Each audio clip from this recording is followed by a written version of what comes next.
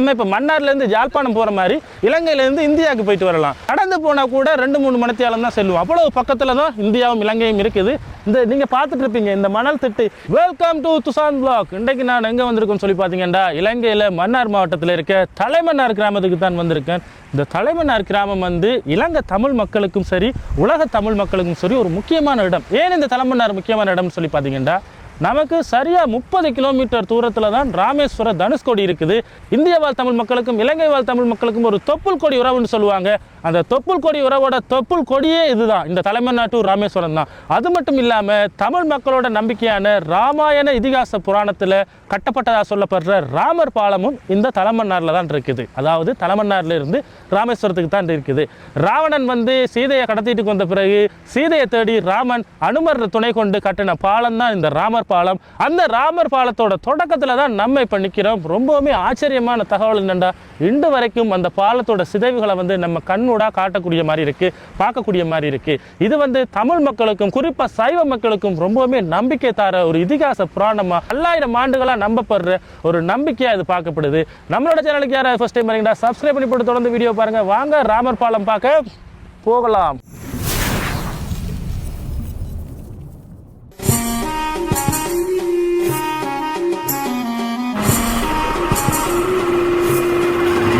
ஒரு kilometre வராதுண்டா, 1 kilometre வரும். வானபுரம் வானகான பார்த்தாங்க அந்த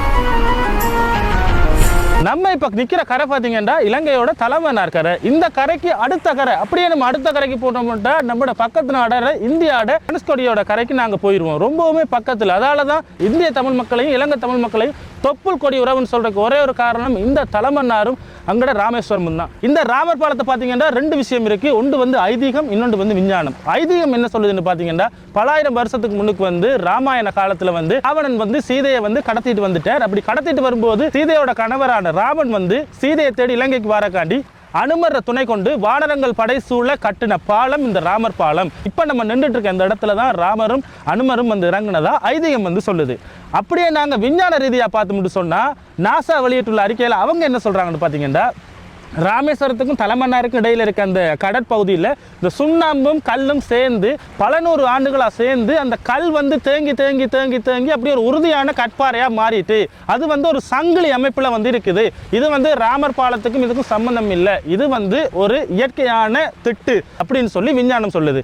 விஞ்ஞானம் என்னதான் சொன்னாலும் எங்களோட தமிழ் மக்கள் குறிப்பாக இந்து மக்கள் வந்து 1000 ஆண்டுகளாக வந்து எங்களோட ராமாயணத்தில் இந்த பாலம் உருவானதா இன்று வரைக்கும் நம்பப்பட்டு வர்றாங்க. இன்று வரைக்கும் எங்களோட தொன்மையாக அதை பேணி பாதுகாத்துட்டு வராங்க. இப்போ நீங்கள் பார்த்துட்டு இருக்கீங்க இதில் மணல் தெரியுதுதான், இந்த கரை இருக்குது. இதில் பார்த்தீங்கன்னா ஒரு தீவு மாதிரி ஒரு பகுதி தெரியுது.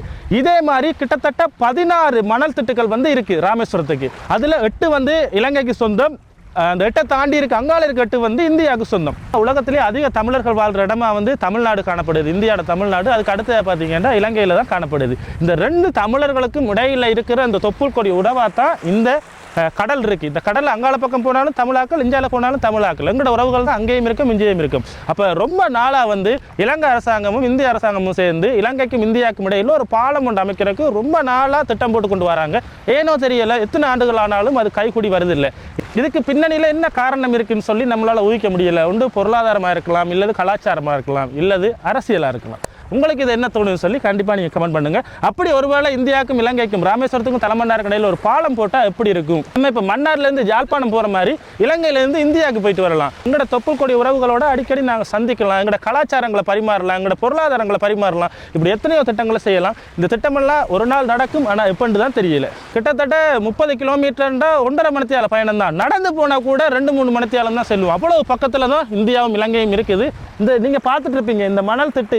இதே மாதிரி 16 திட்டு, சரியா 8 திட்டு நம்ம இலங்கைக்கு சொந்தம், 8 திட்டு நம்ம தமிழ்நாட்டுக்கு சொந்தம். இப்படியே போனோம்னா இதில் தொலைவில் இருக்கிறது தான் ராமேஸ்வரமாகவும் இருக்கும். பார்த்தீங்களா ராமேஸ்வரத்துக்கு எவ்வளோ பக்கத்தில் இருக்க உண்டு. நம்ம இங்கேருந்து கொழும்புக்கு போகிறோம்னா 340 கிலோமீட்டர், ஆனால் இங்கேருந்து தமிழ்நாட்டுக்கு போகிறதுக்கு வெறும் 30 கிலோமீட்டர் தான்.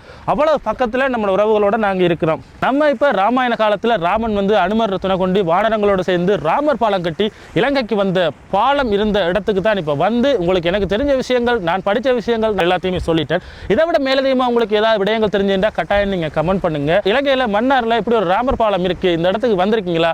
இந்த அனுபவம் உங்களுக்கு எப்படி இருந்தது, இது வரைக்கும் நீங்கள் வந்தது இல்லையா, இனிமேல் நீங்கள் வரப்போறீங்களா, அப்படி இப்படின்னு என்ன தகவலாக இருந்தாலும் நீங்கள் கமெண்ட் பண்ணுங்கள்.